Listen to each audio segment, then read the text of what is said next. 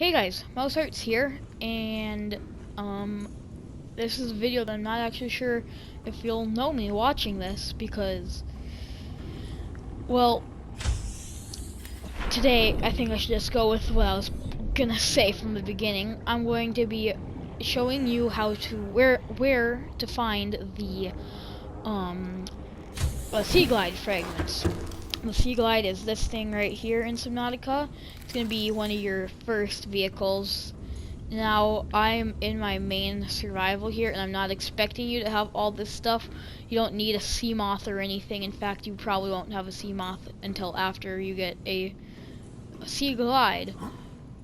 But so I'm just gonna go by swimming by showing you how you can do this. So I'm assuming that you're probably gonna start this by in your life pod, and now every life pod will spawn in a different location, but the entire map is set up the exact same. So the Aurora will always be in the same spot. It just depends on where you spawn. So I happen to spawn quite a ways away from the Aurora, happening to actually go be closer to the island over there. I didn't know there's an island behind those clouds. That's why I've got a sea moth over there. It got stuck on the island, and I have no current way of getting it. But so your basic sea moth, it'll have your light and your propulsion, like that thing, and you can actually see the terrain around you, but it will cost a battery. Now, if you go from this life pod up here, and I probably should have done this while I was up here. Sorry, this is kind of poorly put together. And I was debating not doing this just because there's a lot of other tutorials, but I thought it might help my channel grow, and maybe it'll be helpful to some other people. I actually didn't look up tutorials for mine. So from up here on but every direction will be the same. It's about, I'd say, about, like, 2 of those ticks southwest is about where mine first was. So this is extremely close to most spawn points. I'd say at max 100, a little over 100 meters away.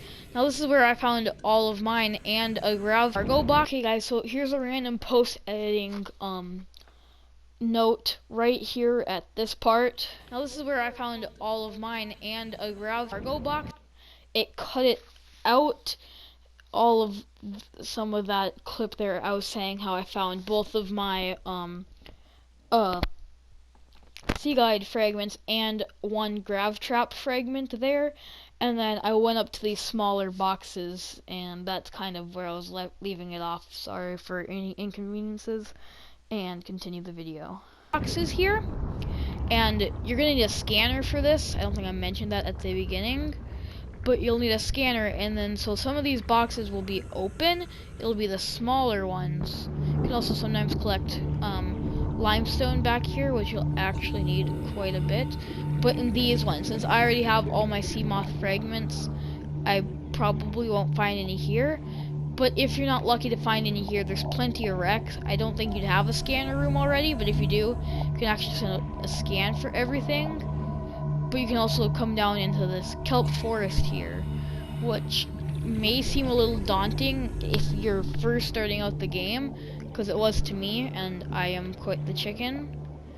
So you can kind of just float around here, and like right over here, there's a box. You can find them in these. They'll see the fragments will still spawn, even though you have collected them all. You can still find them. Let me just break open this limestone quick. I need copper. It's copper. There's also a great spot for quartz. And then down here you can find sandstone. And in this area down here, I know for me this was extremely daunting because I have really bad thalassophobia. First game down here I was terrified. There's no huge threat here. Let me just swim back to the surface. I'm going to use my Seaglide for this. You're going to want to make sure you have plenty of oxygen before going down there, especially if you don't have any kind of capacity tank or any way of a flotation device.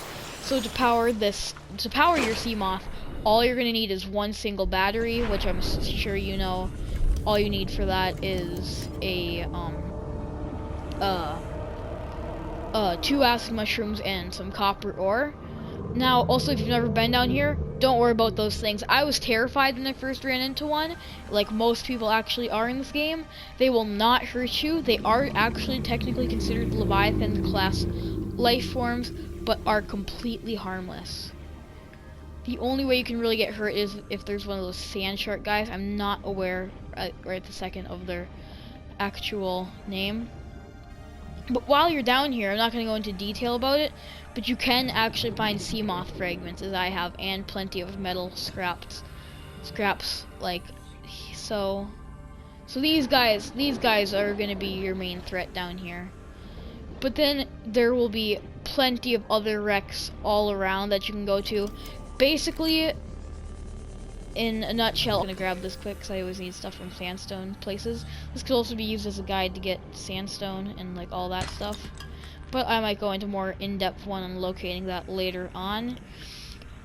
But that's about it on finding sea moth fragments just like these.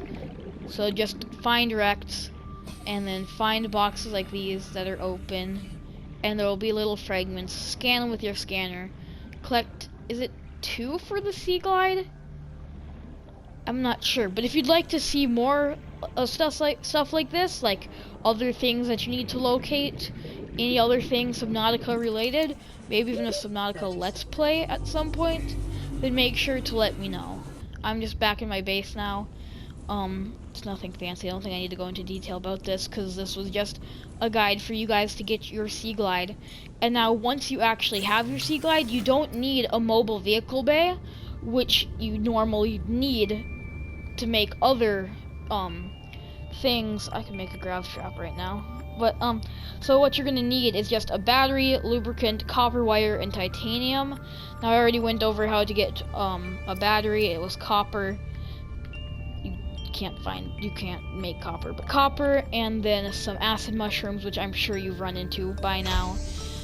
And it will, when you first craft it, it'll come automatically charged, so you're not gonna have to worry about that quite yet.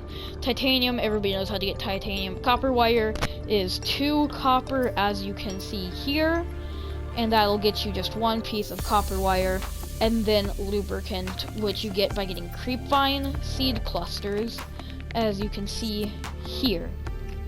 But that's about gonna wrap it up here for me, guys. Make sure you subscribe and like this video if you enjoyed it. Subscribe to this video, whatever.